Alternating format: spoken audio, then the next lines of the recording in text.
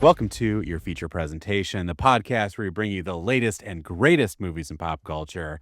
My name is Heath Fall. Andrew McKay is here, and we've got the doodads, Jacob and Justin. And they brought snacks. I like Justin's. That's we my are best talking walrus. about Cloverfield 2008, directed by Matt Reeves, Drew Goddard.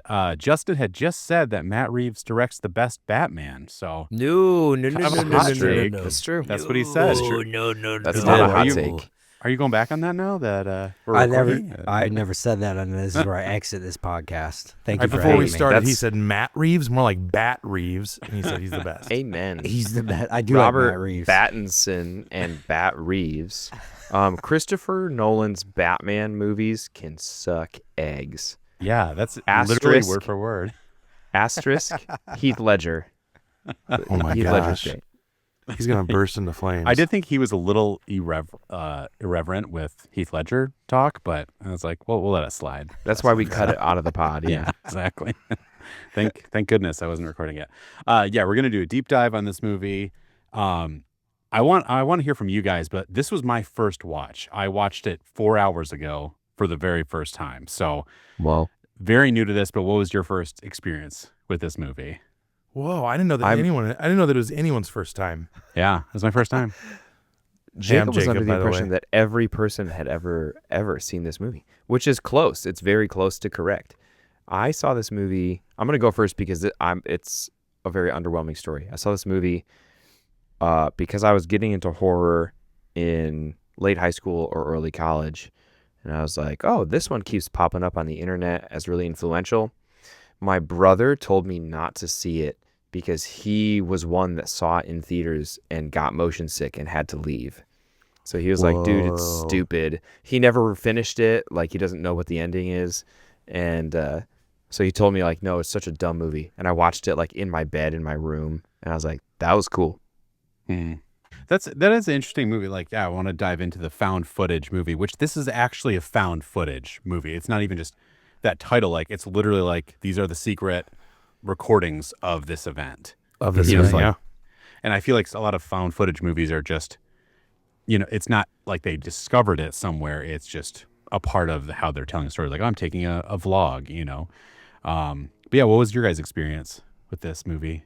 Oh man, so I remember very vividly seeing the trailers. The trailer is the thing that sticks out to me first and most, and we'll probably get into a lot more of that stuff. But this mysterious trailer where the Statue of Liberty head flies into the middle of the street and nothing else. No title, no anything, just a release date. And me and my friends were stoked. We were just like, what is this? And we did not follow and get into every little piece of the online marketing they did, but we did follow some of it. So our hype for this movie was through the roof. We went and saw it in theaters. We were obsessed. There were very few other people in there with us, which kind of surprised me, but we just loved this movie. I then remember when it came out, we rented this movie multiple times as well, and all watched it downstairs together and like pointed out little things we noticed. And yeah, I'm a huge fan of this movie. The first time I watched it was because of Jacob being a huge fan of the movie. He was like, "You've never seen this? What?" I can't remember. Did we watch it together, or did I watch it on my own? I might have watched it on my own. Yeah, But I it don't remember us definitely watching was it together. Inspired by you. But that being said, back when I worked at the cinema, Hey, we you all know, did. you guys don't Yeah, remember. as we we sure all did. did. You guys all remember that. SBKs, guys. Come on. SPKs, SP dubs, and SPKs. I remember working when this was released. Released in the year of our Lord, 2008. Dark 2008. Knight, best Batman movie ever released, same year. Huh. So it kind of paled, you know. That's probably why it didn't do as well. That's not what he said before. It's not. I don't listen to it. But I remember seeing different scenes from this movie while working for the release of this movie. And so I'll talk about that a little bit later. But I saw parts of this when I was working at the movie theater, but didn't actually like sit down and watch it until Jacob told me it was the best movie he'd ever seen. Yeah, and I do want to talk Yeah, about I kind of wanna the talk about release kind of- a lot about this. Just like this movie was so interesting. So, yeah, 2008, we have a lot of huge, like The Dark Knight came out that year, a lot of big movies. And I heard a lot of weird things. Yeah, there was a lot of people saying people got motion sickness from this movie. I feel like throwing some friends under the bus that I had kind of some dumb movie friends at this point because I was told you don't even see the monster, don't watch it. I feel like that was just like my group. And so it's kind of like, oh, okay. And I feel like I was such in the, are we all going? Or are we all not? Nowadays, I totally went to see Bone Temple by myself because I was the only person I could find that wanted to watch it. Little cameo there. I'll leave that in. But a bag of garbage. No, a toy shovel from our backyard. Oh, perfect. Dude, grab that. You need it. but Jacob, that's cool that you actually were part of the this is awesome. Yeah, did you guys hear a lot about like the discussion kind of like going around it? Like this was people had opinions on it. This was a very talked about movie. Very much so. I remember time. a lot of people actually leaving the theater because they were puking. Yeah. Jeez, Whoa. that's crazy. I don't remember that side of it. Yeah, and there were a lot of, like you said, I think people had a lot of opinions on this movie. I certainly heard exactly what you said, Heath. A ton of people complaining about the movie, feeling like you didn't see the monster at all. Which, just for the listeners, is completely untrue. Yeah. You That's silly. absolutely see the monster. Yeah, you see it a lot, I would say. I was expecting you weren't going to see it. Like when you saw just like a leg go by, I'm like, oh, I think that's all we're going to get because I've heard you don't see it. I'm like, oh, there's a ton of just full on like monster there. So yeah, I don't know. I think it was just a weird time. Like I said, I think the time period where so many good movies were coming out, and when you have something like The Dark Knight, which is I'm not going to make fun of you anymore, Justin. It's a beautiful movie, and it's just like a movie of an age. You're kind of like some of these movies. I feel like get a lot of hate for no reason, just because it's like, Yeah, that's tough. That's tough. I mean, so Indiana Jones Kingdom of the Crystal Skull did absolutely squash anything that Cloverfield could have, like ramped up, because that was like movie of the year, obviously. Yeah, equally good alien film. Actually, Clover in Cloverfield is not an alien. It is a terrestrial being A kaiju. from the deep ocean. I would A take, kaiju from the deep ocean. hot take, I would take Crystal Skull over Dial of Destiny any day. Oh, agreed. It got. Yeah, we don't even need That's to a get different into that. conversation. But Fell off yeah. hard and then fell off Yeah. harder. It's like, Yes. Just I- let the I man realize think- you could fall again. yeah. I think one of the things, and as I was doing my research into this, I'd completely forgot about just kind of like the time in history that we were in, and that's kind of what you're getting at here.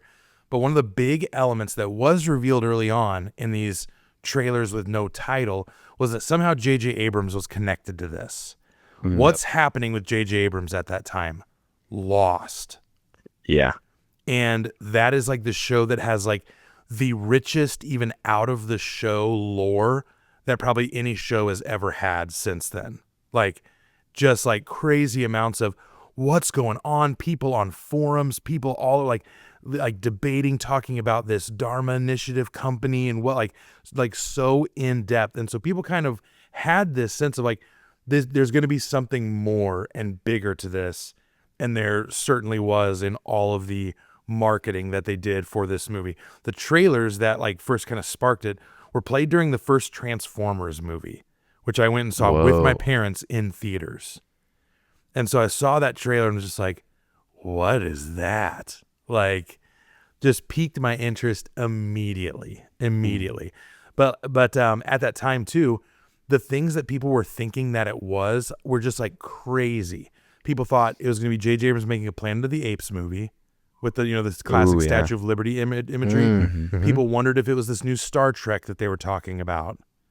Like all these people had all these theories, like what is it? If J.J. Abrams is tied to it, what is this going to be? And obviously it was like completely different from what people were kind of thinking through at that time. But I just remember that. I just remember that time in history so clearly of like Lost and just all these cool things coming out. It was just so exciting. American Idol is fun and good. Yeah. Can you raise your hands if you've seen Lost? I had a feeling. Have you not seen Lost? I've never seen Lost. Dude, pop on at least that first. I've watched it through 3 times. Dang. The whole thing? The whole thing. That is some endurance you have there. I would say, how Yeah. many seasons did that go? Long time, right? 6. Oh, The okay. last 2 seasons get really hazy for me. It's 6 or 5, 6 or 7. One of those. 6 or 7? Yeah. 6 or 7. Yeah, See, I didn't even want to say it. I was going to say, too, I think this is the era, too, where found footage, I think, is not going to be this. It was a big time during like this 10, 15 years. And I don't think we're ever going to see it again because, especially I was thinking about the way they were shooting it. Nobody films video like this anymore. Like when you have a camera, especially like a camcorder with like a tape, you pull it out for the long haul. We probably all have old Christmas tapes of like, why did we film 2 hours of us opening presents? Like now it's going to be clips on your phone. So like you're not going to carry a camera around and just like film your whole night like you would have. It's gone. Yeah, this was like I think maybe the iPhone had come out, but it was not. I think later that year, 2008. Yeah, the that's iPhone would 2008. drop. Yeah. And the video was First not worth iPhone. saving.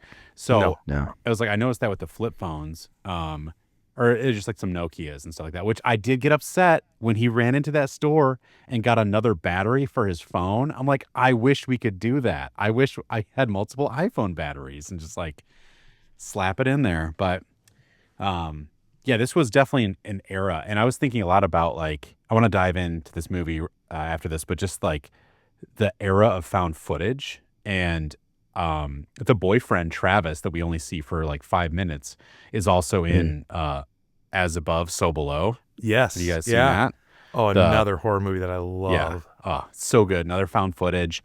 Obviously the Blair Witch Project, and then there was like Yeah. Chronicle. You guys have seen Chronicle? Oh, Yeah. love Chronicle too. So many good ones. So Yeah.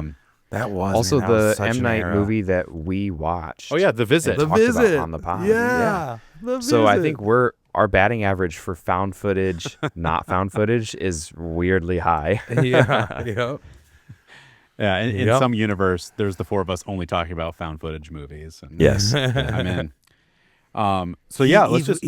Before you get into like the things that happen in the movie, do you want me to Yeah. do the marketing stuff before? Yeah, let's hear it. Yeah, Let's do yeah. it. Okay. Because this is going to set up then into the movie, all right? Do it. So go with me on a journey, friends. This is going to be a lot. I'm going to try to move through it as quick as possible. And this actually isn't even all of it. I cut some stuff out because I'm like, this is just too much. It's too much, okay? So here we go. If you did segments, this would be where a little segment thing. Marketing time with Jacob Lewis. Okay. So I'm just gonna use in that the exact clip. I'm gonna take that clip there and you put go. it right over Just it. Just like the same exact thing. So again, no movie title in the initial trailer. Just a chaotic attack on New York is what you see. Shown during the first Transformers movie, the trailer ended with the infamous Statue of Liberty head sliding into the street and then simply a date for the movie coming out. Again, people thought it was a new Planet of the Apes. People thought it might have to do with J.J. Abrams' new Star Trek movie. And J.J.'s reputation at the time was lost. But what this movie did was revolutionary. And a big question for me is, why aren't more movies trying to do this? This is why I love this so much. It's because I just love creativity. I just like when people try things that are different. And that's what they did. And it was so freaking cool. So what they did is that they truly relied on internet storytelling to drum up excitement, which was a huge swing. But because it was coming from a major studio with Paramount, people were along for the ride. It's not like this was some little indie film that was like, I don't care what they're doing on the internet. You know, it's like, this is a major movie. No monster reveal for the longest time in anything that came out. So again, people are just scratching their heads. Here's where it gets crazy. Here's some of the things they did for the marketing. The characters in the movie had MySpace accounts. They had actual MySpace accounts, and they were interacting with each other like they were real people. So you could literally watch these pictures of the actors named as the characters in the movie interacting with each other like they're friends, and you could follow this friendship along on MySpace. That is one of the things that my friends and I did find and did tag along with for a while. They were even talking about on the MySpace profiles, like culturally relevant things like the Project Runway season that was happening. So it was literally like they were in that time even. They're only talking about the new episode of Lost. Pretty Right. interesting. So that was also matched with an alternate reality game. This is the craziest part. An ARG that was online that involved so many moving pieces. So there's an alternate reality game that was basically revealing a corrupt company that seemingly played some role in this event happening. So through the MySpace interactions, you could also find that it became clear that some of the characters also had ties to this company called Tagruato. Okay? Tagruato. Tagruato also had a real website where you could see their practices and environmental impact with the deep sea ocean drilling that they were doing. You could see a map of it. You could see what they were doing, what they were planning, all of this stuff. Then, piece this, you could follow along on this website for a while. Then all of a sudden the website kind of like crashed because a group called Tidal Wave, T.I.D.O, was an organization that launched a cyber attack trying to take down the company Tagruato. So Rob Hawkins, who's one of the main characters in the movie that you're following along with, Rob, okay, who is notably moving to Japan to start a new job. He is, and you could see this on MySpace because they never say the name of the company in the movie, but on MySpace, he's talking about what the company is. And the company is called Slusho. And Slusho is a subsidiary of Tagruato. Okay? Like, dude, this stuff is absolutely nuts. Slusho, it's basically a company, it's like a blue freezy ice drink. And Rob's brother is wearing a Slusho shirt when they are on the bridge when the monster attacks. He's wearing a Slusho shirt even. It's like there's even these pieces hidden in the movie that tie the internet story into the movie, okay? One thing that people kind of noted about this helped solve the problem with found footage movies, because with found footage, you can only see what the camera sees, and that makes like the backstory hard for something. You can't like flash back. So this actually helped flesh out a lot of the story through this internet stuff that was going on. So the OG website that people found for the movie, this is all it was, and it slowly evolved. It was a black screen with 2 pictures on it, and all you could do is just drag and move the pictures around. That was it. But if you kept tabs on it, they slowly started adding more and more pictures.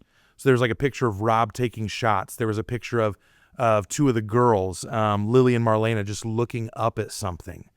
All these pictures that kind of started coming, but the pictures were time-stamped. So you would see like the picture of Rob taking shots was timestamped. 12 minutes later, another image is timestamped. 12 minutes after that, where people are standing in a smoky street. So it's even starting to show you some of the timeline of the events happening with these pictures. Here's where it gets bonkers. As more and more pictures are added, if you start dragging the pictures around, the pictures bump into each other and flip the picture over. And on the backs of the pictures are handwritten notes. So now all of a sudden you're getting information from these handwritten notes on the backs of these pictures when you move the pictures around with the mouse. Absolutely insane. Okay. The Tagruato website basically shows a complete breakdown of their company and hack by this French environmentalist group. So you're kind of following this environmentalist group trying to take down this company, and you can see it play out in a series of videos from a girl named Jamie and her lover Teddy. This is one of the parts I cut. To be able to find these videos, you had to be following this super closely. You literally had to enter into this, like, essentially would be like a Discord now, and click on this hyper-specific link and then actually find a login in the Discord to log into to just play these videos. Wild. But Jamie is this girl. She's in love with this guy, Teddy, and she's kind of like sending videos to him, basically. And you start to see more and more of this story play out. So the hack came after the website is updated to show that a new drilling site has taken place in the Atlantic, okay? And these videos they're kind of talking about, you start to understand that Jamie that this Teddy guy that Jamie loves is somehow involved in this company. Okay, somehow involved. It all kind of like comes to a head. She basically breaks up with him and sends him this video that's like, I hate you, forget you. And in response, he finally sends something to her. And what he sends to her is a box with a Slusho hat, a tape recorder, and a piece of evidence that says freeze immediately. She plays the tape recorder, and it's Teddy basically saying, hey, you don't know what's going on.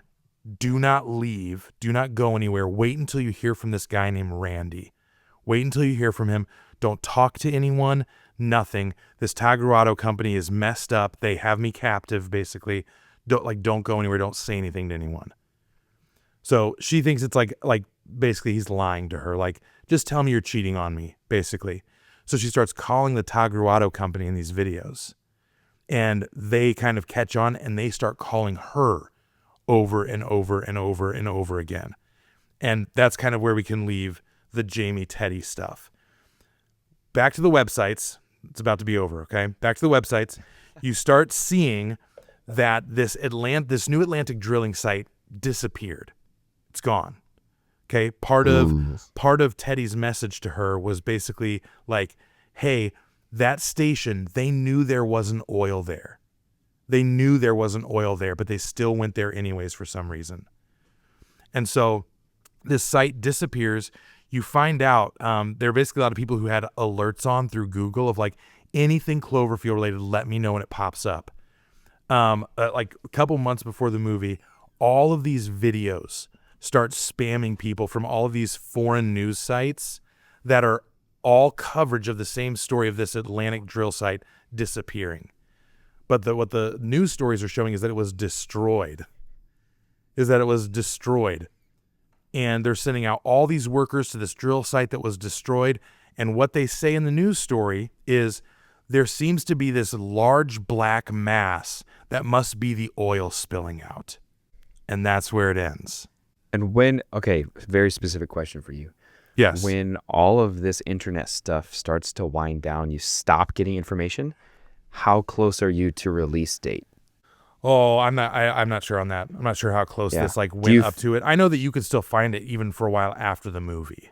Oh, really? Okay. So it was pretty much right up until like when you were walking in the theater, you and your friends were still talking about like, did you see the forum thing yesterday? Or like, yeah, we didn't get into a lot of the forum stuff. That's actually where like, so when Jamie is told by Teddy, like, wait for Randy, you never learn who Randy is, and Randy's not in the movie either. But if you went to the forums, Randy was the guy who was posting all of the updates.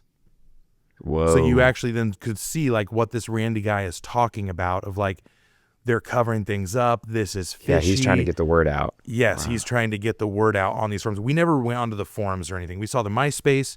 We saw the Taguato website. We saw some of that stuff. We didn't get into like the basically like Discord server thing. We had to do logins and get those videos. I didn't see any of the videos until after the fact. Mm. But all of this to set up a found footage movie about this kaiju attack in New York City, that to me is just like next level creativity and care and excitement for something. Like, I don't think anything will ever be able to replicate that. I wish people would try, because the modern movie trailer is, let us show you the whole movie. You basically will know everything that happens already. There's the movie trailer. It's like, can't we do better than that? Because look at that. That's crazy. That is absolutely nuts. And so, yeah, I'm obsessed with it. There's so much more you could get into, but I just love that cliffhanger of, there's a large black mass where that drill site was. It must be the oil, or is it? Okay. The researcher, you're the Jamie right now. The Jamie. that is crazy. Like, how cool would it have been to be the people digging into that before the lead up? Like, and then imagine so that cool. You're the type of person that's like leading these forums, and like you are the top fan, and you leave 35 minutes into it because you're throwing up in Justin's trash can. Yep. And that's also interesting too, because I think, 2008, I mean, I always I get confused about my timelines, but like internet was not available everywhere. I Oh, remember for it being sure. like some people had terrible internet, some people had really fast internet. Um, It and couldn't reach. just It like, couldn't reach my house. yeah, Like yeah, they kept people telling us, couldn't I was like, have yeah, it. sorry, we can't get cables out there. Yeah, poor Justin still can't get internet to his Yeah, for house. real. Preach. It's 2026. But then, yeah, that idea, like you couldn't get it on your phone. It wasn't available at like coffee shops. Like it's hard to find this information, and that is just so cool. And yeah, what an awesome campaign. And the only reason you even try that campaign is if you love what you're doing. Like, Yes. Mm-hmm. yeah, that is so cool. Well, it's Wow. like it's a rare thing to be able to take a movie and make someone feel like they are actually a part of that movie. Yeah. Like that's why it was exciting. It felt like we were a part of the movie trying to figure things out. And it's that's like, also less How many confusing. movies can you say that? Yeah. Yeah, it's less confusing of an opening scene than for you. Instead of chaotic party, who are these people? Every face that you see, you go, Every face. it's Rob. Oh, Yep. I know her. I know him. Mm-hmm. Oh, they're not supposed to be together right now. Like you're clued into all of these things because you've been keeping up with them on their Yep. personal life. You're like, I wonder if Beth's going to show up to the party. I wonder if Yes, she's going to. exactly. And like, oh, Beth Did is you with invite a her, or- guy. Yep. Because Like, you're seeing all that oh, drama no. unfold on MySpace. Yeah. Yes, that's That- incredible. That's crazy. And yeah, it would have felt like this was just you accessing the FBI files or whatever. Yes, Like a part of your yes. story. It's just like, well, this is another big clue. We have this huge, hour and a half thing or whatever, that's going to be displayed. Man, that is so cool. Honestly, it bums me out to say this, but the only thing I can think of like a recent really good campaign would be the Minecraft movie. I like the way they like memed it and made it like Yeah. a thing. It's like, I think that's the last time I was like, that was a really good, successful campaign. Like they were just trying something. Do you remember in 2023 a movie called The Creator with Denzel Washington's son? I can't think of his first name. Where it was like a futuristic sci-fi with robots and stuff. Yes. I really liked that movie. And they had all the promo for it and all these big real like live event type things, like sporting event things. They had people in the audience who were dressed up to look like, not just dressed up, they had prosthetics and everything and makeup to look like robots from the That's movie. right. Oh, I They, forgot about these that. AI looking people in the Yeah. audience that they like all these live events that they just planted these people at and were trying to claim they were actual robots at these things. or whatever. Didn't Smile about do that. that too? I was thinking Yeah, about Smile. Smile Yes, did that Smile too. did Yeah, you're that. right. Yeah. Mhm. Yep.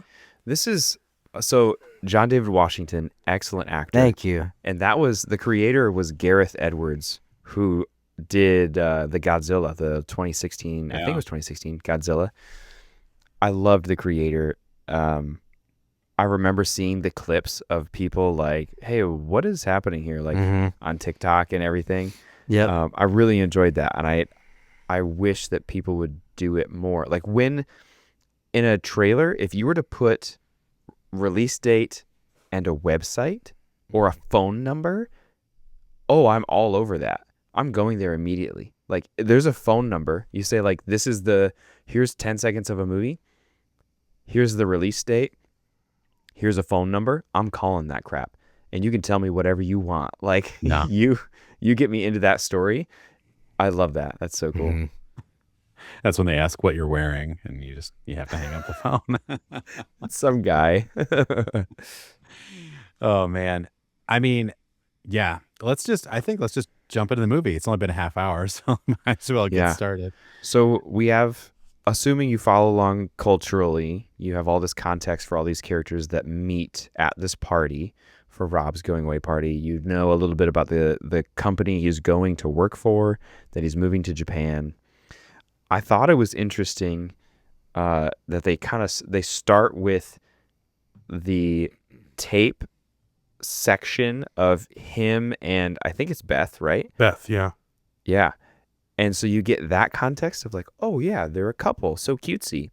Then you get TJ, what's his character's name? Hood. It's Hud. literally on your screen right now. Oh, that's hilarious. I just know him so hardcore in my brain is just TJ. DJ. And when he starts taping over the previous recordings, you're like, oh, that's why we're here right now. I loved that they did that. And I think as someone who didn't experience all the cultural stuff, that was a nice step for me. So that when Beth did show up, I was like, ooh. Yeah. Things have so that was- changed. Yeah, that was good. That was good. Yeah, even though like obviously like the relationships are not the primary thing of this movie, like I cared about Yeah. the relationships that were going. Like they painted a very real life picture, I feel like, of kind of a messy, what is this kind of thing. Mm-hmm. Yes. Like, why'd you bring a guy here? Why wouldn't I bring a guy here? Yeah. Well, it's This my is my going away date. party. Yeah. As far as found footage movies, like I love the fact I feel like this and Paranormal Activity do it best. Like why we're filming this. Like I think Chronicle, I love it, but it's a little bit of a stretch. And I think sometimes found footage movies are like, I'm going to document this. That's why there's a camera. It's like, okay. But like this one, I love the setup of like, it's a party. We are going to say goodbyes to everyone. And this crazy stuff happens. And I've got a camera. And then like using the night vision and stuff like that. I'm like, I don't know. That felt really good to me. It just, it made sense. Like Chronicle would make sense if the first thing you saw was that kid trying out his powers. Yeah. Because it's like, well, we got to film this. If that's where it started, Yeah. it'd be like, whoa, show me what happened, you know? Mm-hmm. But yeah, you kind of have to earn that reason for the camera. Yeah, exactly. But yeah, same. I thought the characters were really good. I thought the guy who played Rob, like the main guy, I thought some of his he had these moments of like whimsically like looking off, like especially when stuff was getting real. He's like looking around, and I'm like, I don't know what we're doing here, you know. But Yeah. What are you thinking about, buddy?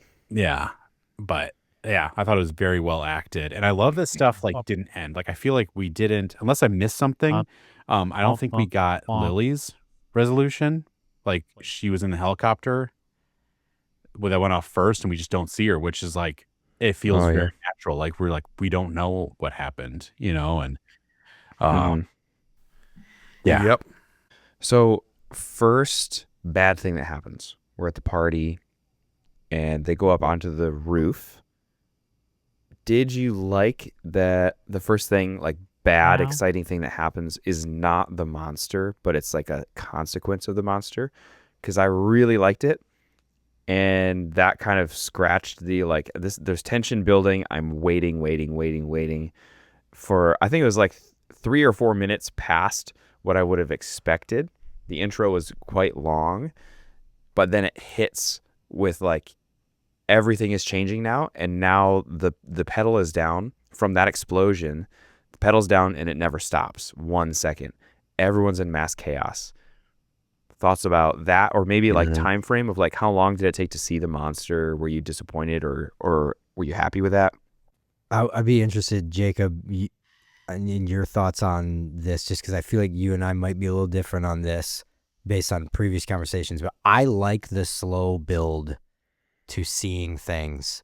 To me, that's like masterful, because you're you know, it's the whole Spielberg thing. Like your imagination is a lot scarier than sometimes what they actually will show on the screen. And so it allows the audience to build something up in their heads and like anticipation that like stresses them out, or, you know, in some way, shape or form to, I'm totally cool with a slow build up to it. Jacob, tell me if I'm wrong. I feel like you're more like you want to see the monster as much as you possibly can, but you love this movie and it doesn't do that. Yeah. Do you like that about this movie or no? Normally I am. Normally I'm like, show me the monster. Yeah. But for this, I think it just works great because it's found footage.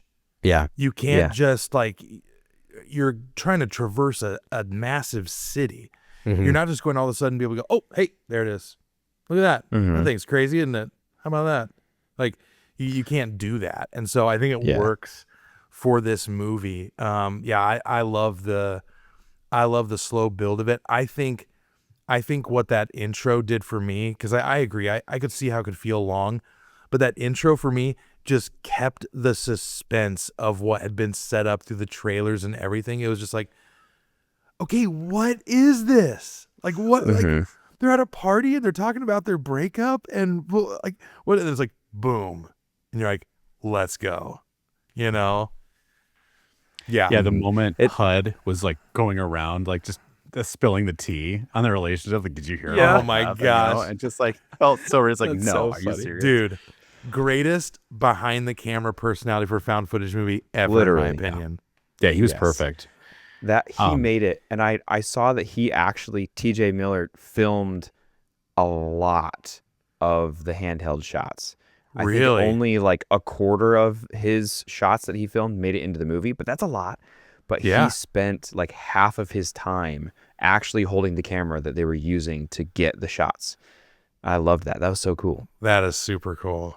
That is really That is sweet, 'cause, yeah, super that was cool. definitely like his part. Like that was part of the character. It's like that camera where it's Oh, like, yeah. what are you doing with that and things like that. Yeah, I think the idea of found footage. Oh, and I also really liked too that the terrorist attack. Like they were like, this is a terrorist attack, or like this is a terrorist thing, because we're only like 7 years from 7 9/11. years. Yep. And people, I think, were more primed to react to big things like this, like tragedy. Like I think before that event, it was more like it felt like more people were more relaxed, and this is like they're almost ready for something to go down, which I thought provided a really interesting space for this movie to start. Like we're at a party, something goes crazy, they're all like, we got to get out of here. They're like primed for it to go down. Yeah. I Yep. think Absolutely. I think that film being post 9/11 too, like it makes me try to think back to go like that had to have been one of the first films post 9/11 that was gutsy enough to like go back into New York City and have things Yeah. falling apart. I wouldn't be surprised. I mean, I don't know this, but I wouldn't be surprised if some people were offended by the movie. Yeah, I mean, Oh, yeah. very, Like why would you make those like images happen for people? very you know, likely, like, yeah. right? Like I remember, Yeah, the shots of like the camera looking down the street, a building collapses and the smoke billows. dust, yeah. Is very 9/11. Yeah. Yep. Very much so. Yeah. I can remember like, I think it was the original Spider-Man, Sam Raimi Spider-Man movie. Yeah. That obviously like ditched a bunch of their promotional stuff because there was obvious imagery in some of their teaser trailers that was like, we're not showing any of that now, you know? And so it makes me wonder if Cloverfield is kind of one of the first ones to like go back and be like, we're going to dip our toes back into New York City with this type of film. Yeah. It also makes it a bit more grounded. So as an entire country, we all are aware of this. We're aware of 9/11 and we have the sentiment towards New York City, right? And I think it makes the found footage story more believable in this specific case, that now we've seen all of this footage from just bystanders during September 11th that happened to have cameras who got images of early stuff. So now I think that's a great reason. Some people are like, why would you mess with a camera? Ditch the camera, run. For TJ, who lives in New York City, for HUD, who lives in New York City, and his friends, if they have a camera, they're going to train it on. Like, they're going to know this is important. I have to catch whatever I can because this is going to set the narrative. This is going to help everyone. And I just think that makes it more realistic. Yeah. Yeah, you're primed for Absolutely. that, kind of like off of the camcorder again, but then you're trained for this is important, which I think people would do now with like iPhones, but just like the length combined with the importance of like, we know that it's important to see this stuff, you know? Yeah, it just felt so believable. Like, of course this is found footage, and yeah, it was just done so well. Yep. And then something is clearly going wrong. They're like, get out, everyone get out. And then we go to the bridge. And the bridge is honestly my favorite scene in the entire movie. Cool. Because that was the moment for me where I went, holy crap, this movie's different. Because you see these people, it hasn't been very long. You're like, all right, this is the group of people we're rocking with for this movie. Rob's brother runs ahead and is like, guys, and you see this massive arm cut straight through the bridge exactly where he is, gone. Dunzo. And I remember seeing that and just being like, holy crap, they are not playing around with this. That was like a genuine shock value moment for me. I was like, oh, he's gone. All right. Yeah. Here we go. Yeah, there's real consequences, real characters that like they get knocked down, they die, you know. Yep. One of my favorite scenes is when they go underground. Oh, yes. All of those venomous little parasites that drop off of Clover's body. Yes. Which I love that I think it was internet culture post movie named the monster Clover, because you never get a name for it. But it's like such a sweet, like little tiny dog name. Yeah, Clover. Hey, Clover. I feel like it adds to the lore of it being a deep sea kaiju, that there would be some sort of symbiotic relationship, right? Big fish attracts small fish and they stick together. They have some sort of symbiosis. So for Clover to have parasites that are interested in protecting her or it, that's super cool. When they're in the subway underground and the camera's turned around and it's like that night vision. Yeah. Specifically, this scene has stuck with me since I first watched this movie. The creepy crawlers are crawling on the ceiling above them, and they detach 2 or 3 little arms and they swing on the other pair for a second, and then they drop down, and it's so heavy, like that. The swing momentum of the dense parasite makes my back crawl, like my skin crawl. Just oof, it's disgusting. And like they're venomous, like whatever they got coming out of their mouths, like, and it makes people go delirious. I thought that was a really, really good addition. Not just dogs that are coming after you, but there's some sort of like bleeding effect that it has on people who get bit by it. Insane. Yeah. It's so rich. I love that shot too, that it's, you know, like Spielberg does this a lot where he shows the character reacting to the horror. And this was our POV is the camera, but the camera is seeing the character reacting to the camera characters scared. Like the camera guy sees it. The person is looking at the camera guy because she doesn't have night vision, and it's like, what are you freaked out about that's behind me? And like, that was such a cool way to show that. And then, yeah, you're right. The terrifying detachment of those parasites. And I love the parasite edition too, because that gave us something to like fear, like in the tunnels. Like there's no place to run at this point. Yeah. And that scene has my favorite line in the entire movie, where like HUD is, if you have any friends like this or anyone in your life where their mechanism for getting through uncomfortable things is just fill the empty void with as many words and talking as possible. Yeah. I am probably that friend to many people. Self-awareness there.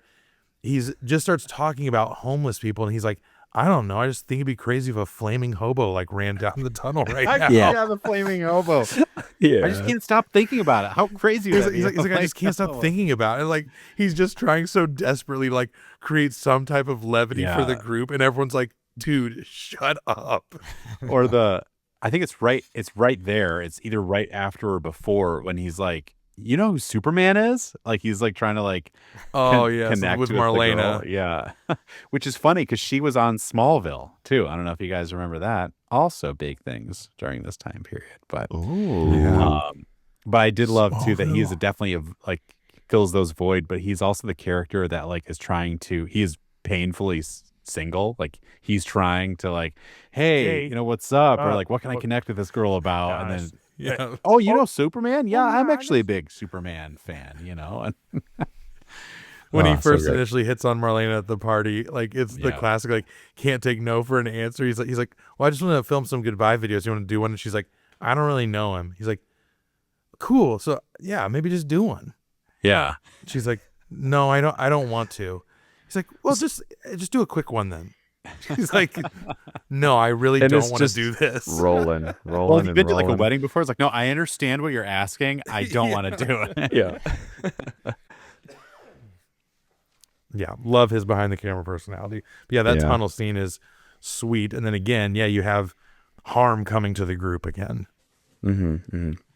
Yeah, the group doesn't Is- feel safe, and I love the different environments too, because like I could see it getting dull, but having like the tunnel system, and like they're just trying to figure it out. I love that they waited there for a while. They're like, it's right above us. We can't go anywhere. It's like maybe we'll try to walk the track, and it just seemed very well like I don't know. They're trying to figure it out, and it was fun that we were on that with them, especially with the found footage. It felt like that kind of like driving force. Yeah. Airing out possibilities. I thought that the reason for Rob turning around actually made sense to me, and that is such a razor thin line. You need your character to go back into the fray for some reason, and then you tell a whole huge story that's really interesting and cool.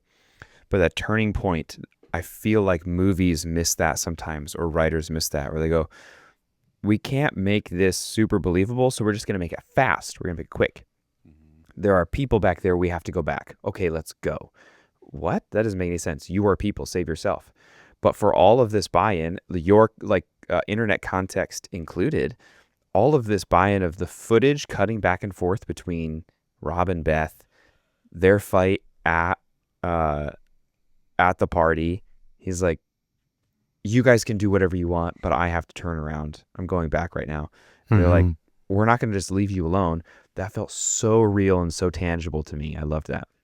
I was going to ask about that if people felt like that was earned, because that would probably be like the one thing that could stand out as like the typical like dumb scary movie decision, like no, I've got to go back for the necklace. It's like, you really don't.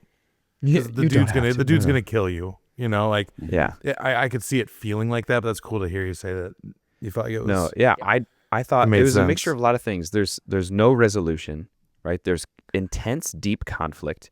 There's feelings of infatuation, love between them, and he's leaving. So even if he does survive, he'll probably never see her again. If she survives, he'll probably never see her again. But she could also die. So relationally, it made sense. And he's kind of just doing a Hail Mary. He's like, whether or not I live through this monster thing, my life is going to be changed forever because I'm leaving. So I might as well just make one final pass towards the end zone. I got to go get her. And I liked that. I really did.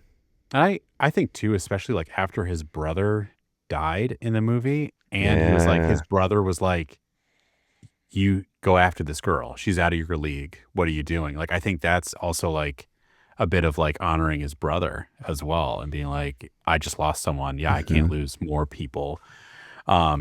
Interesting you say Hail Mary, Andrew, because I did want to shout out the writer, Drew Goddard, who also wrote the screenplay for the upcoming Project Hail Mary movie.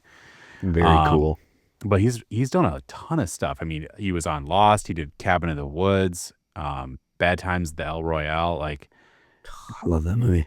yeah, it's great. Like, good movies, and just it's. I think it's what we're lacking nowadays. Is the biggest thing for me is like, I think movies are just written very poorly, especially on like the big budget kind of areas. So it's so nice to see a movie like this that's like, it made sense, and yeah, it was such a fun, and it was such a short movie too, but it felt very like filling as well. It's, on the lighter side time wise, but it's like, I got it.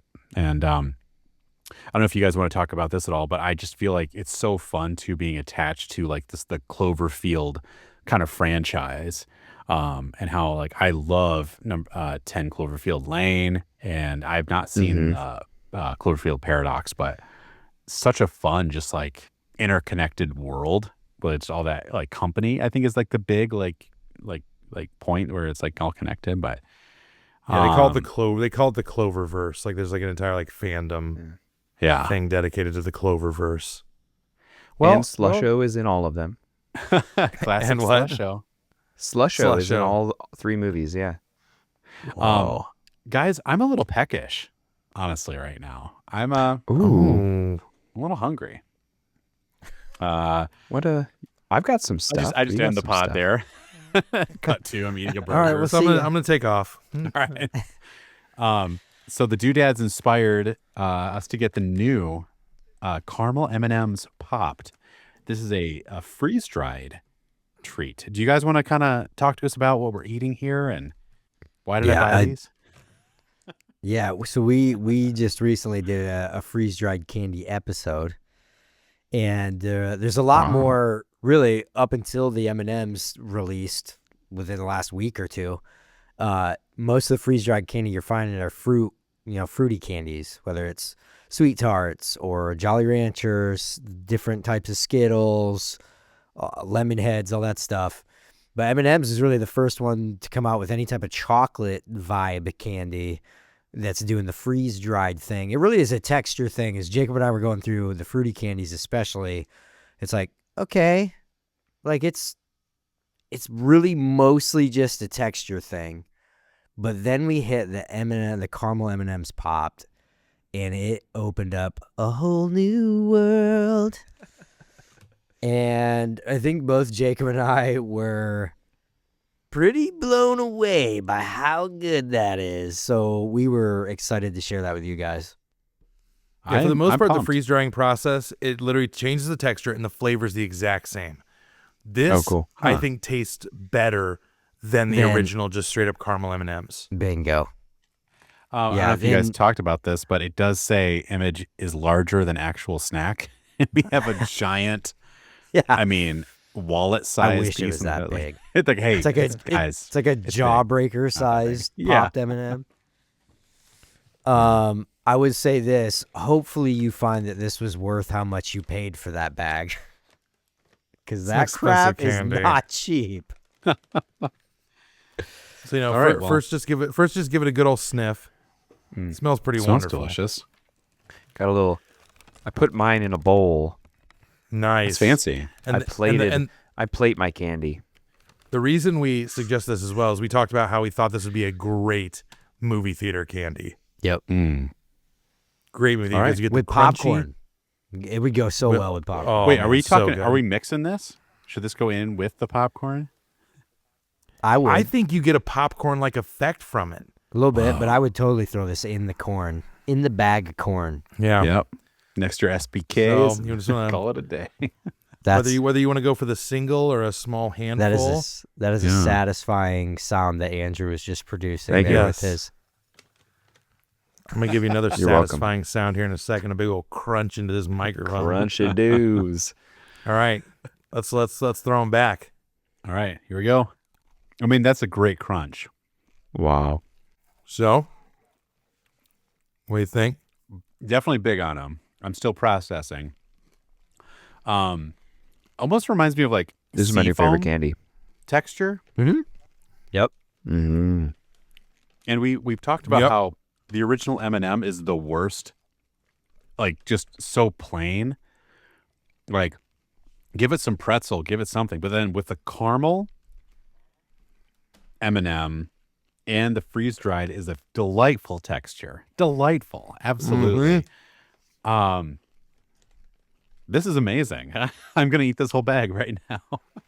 Yeah. Andrew, what are your thoughts? I was Whoa. getting some more ASMR. Yeah, you're gonna have a lot of crumbs. Did on you your hear that? pants. Yeah, I got a lot of crumbs everywhere. I love it. It is. I love Butterfinger, but Butterfinger gives me that crunch and the collapsing, but too much sticky on my teeth. This is almost no sticky. Mm-hmm.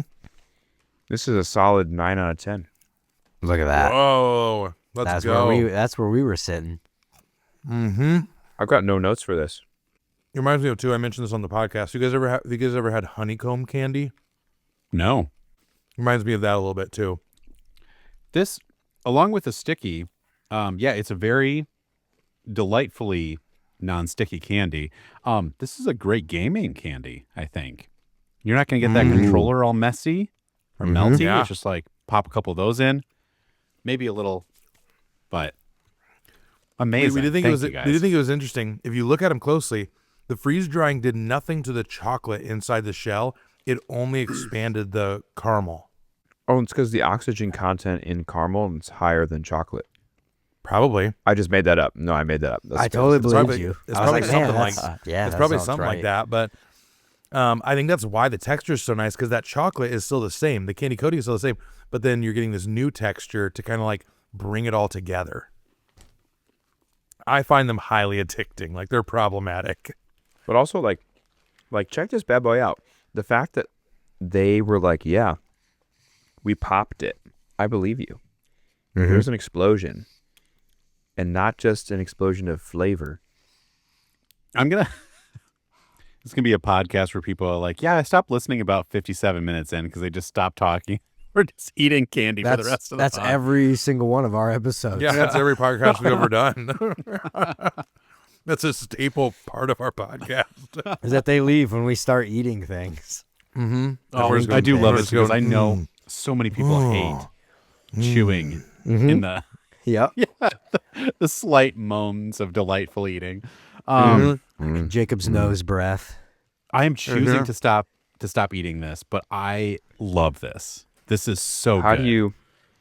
do you choose to stop eating this? I haven't Because we're on a Found out yet. podcast, and I do feel like one of us should keep our wits about us. You know, if you had I sealed my bag. My bag is away. I technically good. am not Alright. eating them. I couldn't find them, so I just have a substitute of caramel coffee, caramel cold brew M&Ms.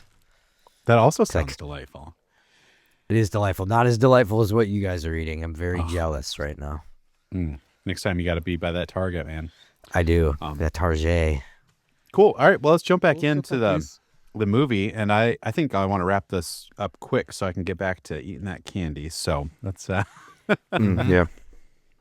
No, yeah. I feel so like I want to like thank you guys because that like it's given me joy. That was a joy-filled experience. Eating Good. that candy. That's what good food should do. So dang good. Like when like this is a moment that is.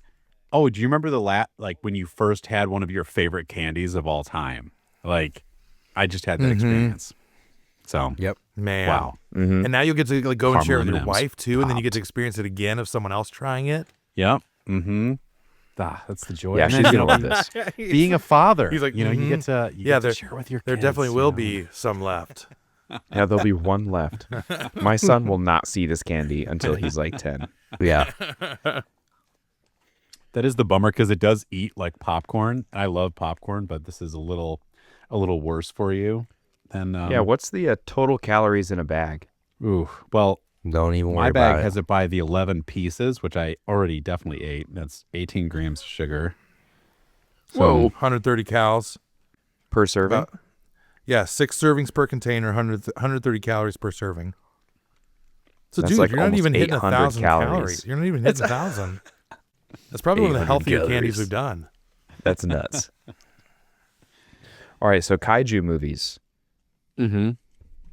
We all like those. Show of hands. Like them. Like a good kaiju movie. Justin, why are you so against the grain tonight? Are you against us? I'm not. I You've pitted swear. yourself. You've pitted yourself against me. Well, it was all the Describe. Dark Knight stuff that you started throwing my way. I'm That's it. sorry. No, I'm just kidding. Christopher Nolan is good. I'm like, I don't know. I'm like, some I like, some I don't. I can Okay. name one right. If maybe you were about to get into this, Andrew, so I'm not trying to jump into it, but I could name one that I bet you all like that I was just like, I think this movie's really dumb and don't like it at all. Do it. Pacific Rim. Oh, Dude. Yep. but that's Okay. the thing. It is dumb, but I It love is. it. Yeah. They forget Okay, they have a so- sword for like 20 minutes. Yeah. Yes. Justin. Yes. One of the strengths. Pacific Rim I'm okay with. Okay. I don't, it's fun and it's stupid fun. Yeah. I mean, it's like Fast and Furious. Sure. You know, it's like, Yeah. it's, I'll give you it's that, yeah. dumb fun. Like, I'm not saying. Yeah, I don't think they were trying to be overly serious by any means. no. I just wasn't my But style, I guess. one thing that I thought of during Cloverfield was Pacific Rim, and both of these things I liked about both of these movies because they have it in common. Pacific Rim number 1, Pacific Rim 2 is garbage, hot trash. Yeah, it is. Pacific Rim, the first one, has fixed on-the-ground camera angles. So it's not found footage, but when you see the monsters fighting, you as the viewer are either on top of a building and you're like chest level with the monsters, or you're street level viewing them through buildings, or they're like moving, and you're stationary and you see them move across a cityscape. That grounded Pacific Rim in such a meaningful way. That's what grounds a really good found footage movie. That's what grounds Cloverfield as a kaiju found footage. That this is street level stuff. We're seeing it how I would see it. This is a very strong, like, I feel like just to perceive the scale of a giant monster in New York City, you need to do that. Pacific Rim 2 is the opposite of that, where now the camera is in 3D space, and as the giant robot is swinging his sword, your camera is sliding down the blade to meet the face of the monster. Cool and dumb and fun in a different way, in a less grounded way. And the hits land not as hard. The destruction is not as meaningful. So I really enjoyed Cloverfield for the meaningful, hard-hitting moments, destruction, death, even the parasites. And I think that's best case scenario for any big monster movie, which is obviously the heart of J.J. Abrams and Matt Reeves and all these writers for this movie, trying to give America, trying to give the United States movie culture a good kaiju vibe, like something to hang their kaiju hat on. I'm saying kaiju too much. Where Japan has that, right? They've got Godzilla locked down. And that is a big cultural thing. It's a big cultural movement. And this was a really, really good attempt and probably success at moving that into the American Hollywood scene.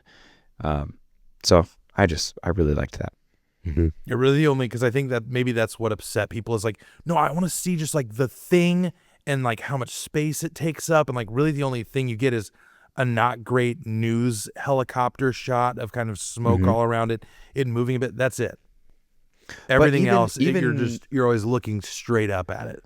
Yes, even the news helicopter shots, correct me if I'm wrong, are HUD, like they walk into a gas station and HUD records the TV news updates. And it's such a genius way to give us those scenes, but still in a grounded way, because then you pan away from it. You go, someone gets his attention. He goes, huh, what? And it's just brilliant. It's so smart.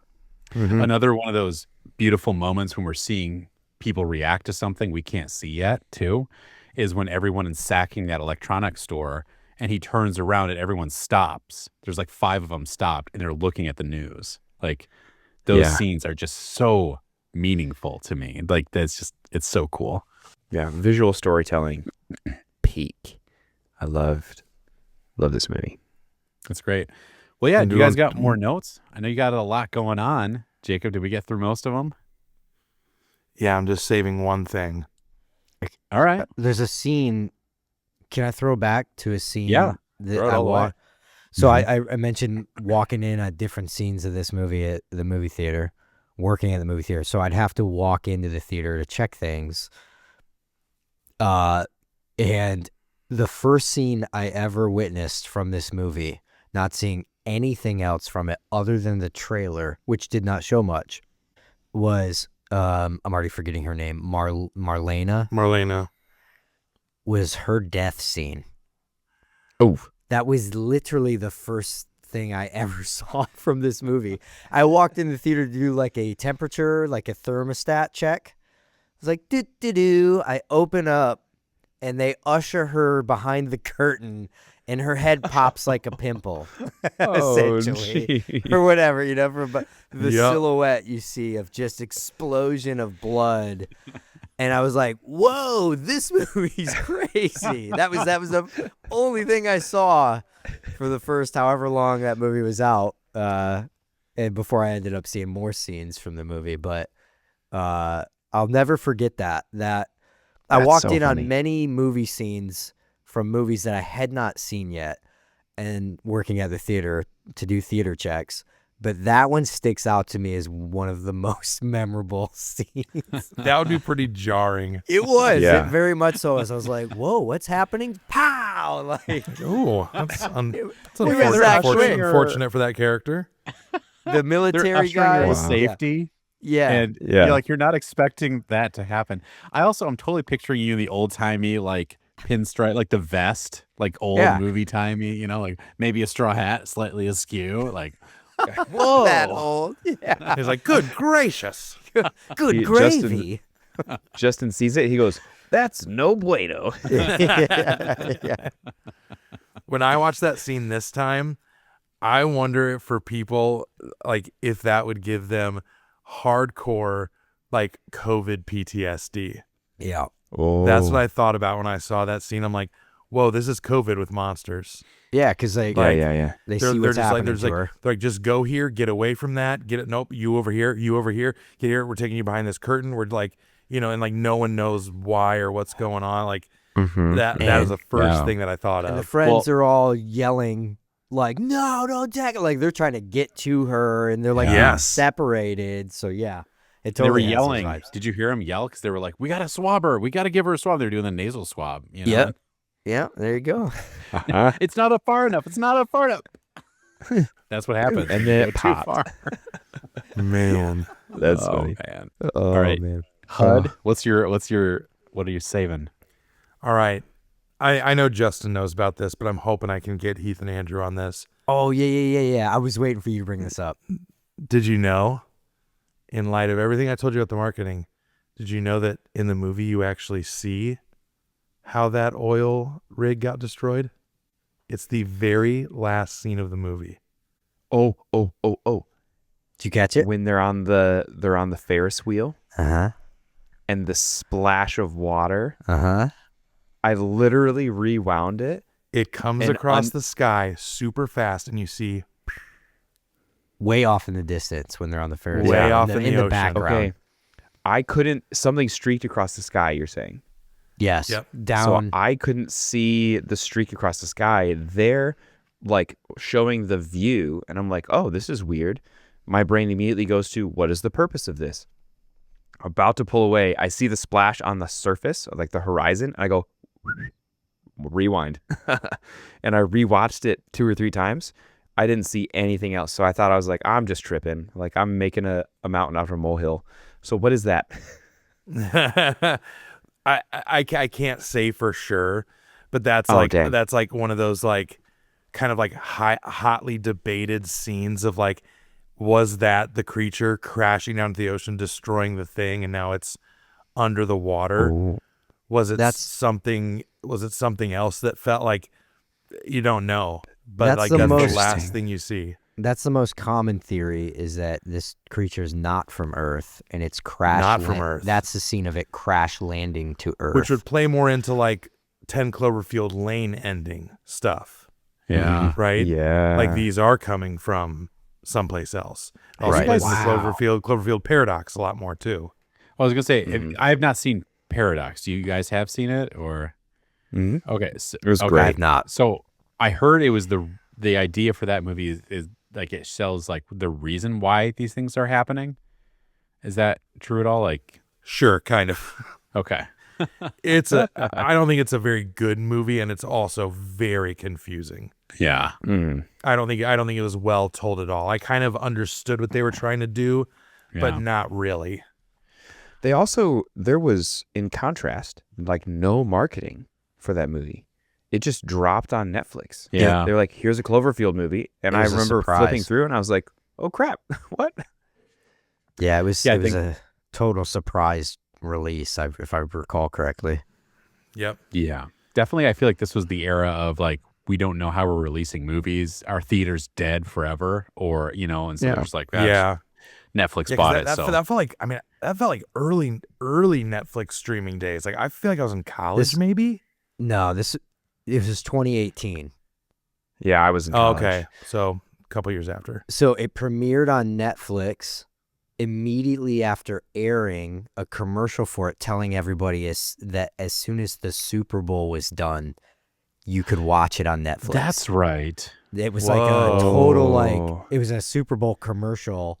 They showed the trailer, and then at the end of the trailer, it was like premiering immediately after the Super Bowl on Netflix. Yeah. So they dumped their whole marketing campaign into Into a one $30 Super million Bowl ad. Super Yes, Bowl ad. into one If you're gonna ad. do one, that's great. Yeah. That's the time to do it. And it has a whopping 22% on Rotten Tomatoes. Yeah, it's weak. I think they overthought it big time. Big time. The only cool possible tie-in, and I don't think this gives anything away, is the whole time it's this communication between space and what's happening on Earth. And basically the ending is like, we need to come back and save people, and the guy that you're kind of connected to that's on Earth is like, don't come back here. Do not come back here. Something is happening here.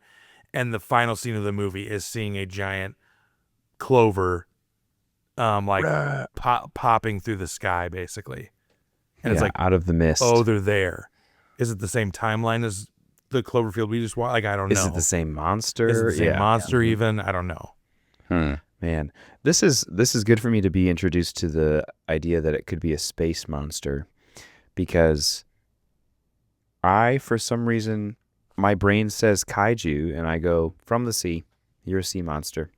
Mm-hmm. And the oil rig, like, I assumed that they were like, ooh, there's Something crazy a down there. baby sea monster down here. We got to study it. So I went to that kind of thing instead of like, it crashed, it's dormant, we have to study it. Yeah. Very cool. Have you guys ever seen, this is just making me curious, kind of an overlooked movie that I actually thought was really good that kind of taps into this whole like oil rig drilling If underwater. you say The Dark Knight. Have you guys seen The Dark Knight? Has nothing to do with any of that stuff. No, have you seen a movie with Kristen Stewart called Underwater? No, but I saw the trailer. I love that movie as well. That's a great movie. On this whole, like everything you were just talking about with the oil rig drilling and stuff and monsters and whatnot. Like, yeah, oop, that's you're pretty, making something mad down there. Yeah, pretty underrated and overlooked movie in my opinion.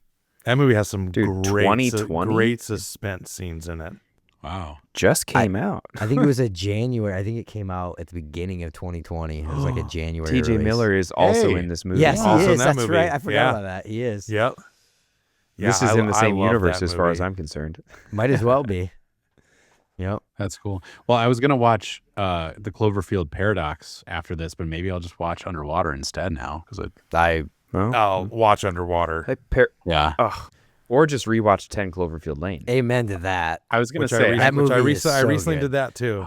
Oh, we might need John to do a whole Goodman? episode on that one because that movie. I love that movie so much. John Goodman, I think that's Oh. one of his best roles of all time. Agreed. That is a crazy movie. Outside Sully, of Flintstones. whoever that guy is. Oh, the Flintstones. You're right. I was kidding. No. That won an Oscar. Yeah. I'm pretty Yeah, sure. exactly. Don't look it up. Don't Sure. Don't All look right, you that guys. I think it did. You guys have anything else, or am we good to close it? Wrap it up. Awesome. Well, you guys want to just push your show real quick? We'll put links down, but the beautiful doodads. Yes, we are the Doodads. If you are interested in a fun podcast to laugh at, taste test some crazy drinks and foods along with us, hear us talk about them and a host of other things, you should tune in. It's a lot of fun. It's family friendly. That's one of our selling points. We have lots of people who listen to it. They're like, I can actually listen to this podcast while I'm driving my kids in the car, and my kids like it also. So that's kind of fun. But in our last podcast, we saved a dog, so we're also heroes. I saw that clip. So the dog just like wandered in while you were recording. Yeah, because I recorded in my garage. My garage door's open. It just walked in. I think, if I remember the story correctly, it was a wild wolf, and you had to kind of subdue it with your bare hands. It looked like a wolf. It looked like a wolf. Man, oh man, that was a big old dog. You had to take off your shirt and like bite its ear and like kind of Yeah. Yep. awesome. Well, thanks for being on, guys. That was a super fun movie chat. Thanks for having us. Mm-hmm. Andrew, you want to take us home? Ladies and gentlemen, thank you for watching. As always, you can find us on YouTube and Spotify, full video shows. Check out our YouTube channel if you've not subscribed there. It's got some fun new stuff going on with topical clips and segments being posted, as well as Instagram and TikTok Reels every day, mostly every day, and lots of conversational opportunities there. So we'd love to hear your feedback and what kinds of stuff you're watching. Let us know. And as always, Go see a movie. Go see a movie. Go see a movie. Go see one. How's that? Do it. Do it. How's that? How's that? Well, that Cloverfield really did stand out to me, and Yeah. just like, the protagonist. And then, of course, the antagonist, The antagonist. Field. and Yeah, And even the plot.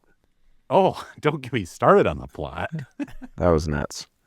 You know, a movie is good when it has a beginning, middle, and end. Mm-hmm. Mm-hmm.